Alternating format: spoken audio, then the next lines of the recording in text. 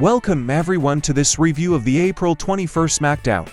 The show starts with the arrival of the Judgement Day, who will face the LWO Rey Mysterio and Santos Escobar for the first match of the evening.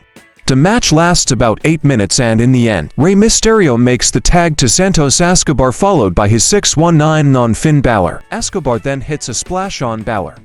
But Damian Priest is the legal man. Priest intervenes by taking down Mysterio and then hits his sit-out chokeslam on Escobar for the pinfall victory. After the match, the Judgement Day return to the stage. Priest says a message for his friend. He reminds us that Bad Bunny will return to Raw next Monday, hoping it will end differently from last time.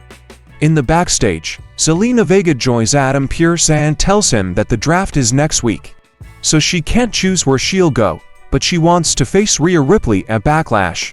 Adam Pearce responds that he'll talk to the officials and Rhea Ripley about it. Next, we have a segment with Karrion Kross who talks about the wrestlers he's faced in recent months, and that it's now Shinsuke Nakamura's turn. Then we have a tag team match between Ricochet and Braun Strowman versus Viking Raiders. At the end of the match, Ricochet climbs on Braun Strowman's shoulders and hits a swanton on Ivar for the pinfall victory. Then, the women's tag team champions enter for their title defense, followed by Sonya Deville and Chelsea Green. At the end of the match, Liv Morgan pours water on Chelsea Green behind the referee's back. Morgan then hits a sunset flip on Green and gets the pinfall win with the help of Raquel Rodriguez to retain the belts. A title defense takes place with Gunther facing Xavier Woods for the Intercontinental title. Gunther dominates the majority of the match, and in the end Xavier Woods went for an O'Connor roll on Gunther. But Gunther rolled over and locked in a sleeper on Woods. Gunther held on to the hold with all strength to make Woods pass out and get the submission win. As always these days, Gunther remains the champion. WWE confirmed several matches for Backlash. Rhea Ripley will defend the SmackDown Women's title against Zelina Vega. Seth Rollins will face Omos. Austin Theory will put the US title on the line against Bronson Reed and Bobby Lashley. Then, the Usos enter the arena. Once in the ring, the Usos remind us that the WrestleMania rematch for the tag team titles will take place next week on SmackDown, and they will dedicate this victory to Roman Reigns. They will be 9-time tag team champions. It's finally time for the main event, with a no disqualification match between Riddle and Solo Sikoa.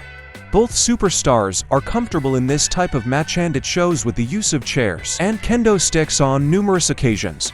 At the end of the match, Solo Sikoa tries to turn the commentator's table over on Riddle, like last week.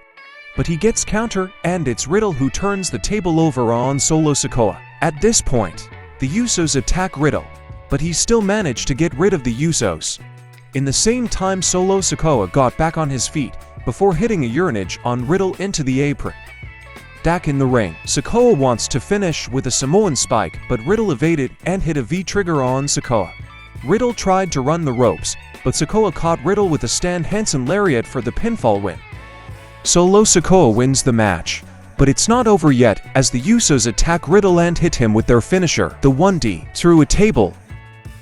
At the end of the show, the commentators mention the possibility that the bloodline would split up because of next week's draft. That's all for this review of SmackDown. What did you think of this episode? Let me know in the comments. Thank you for watching this video and don't hesitate to subscribe.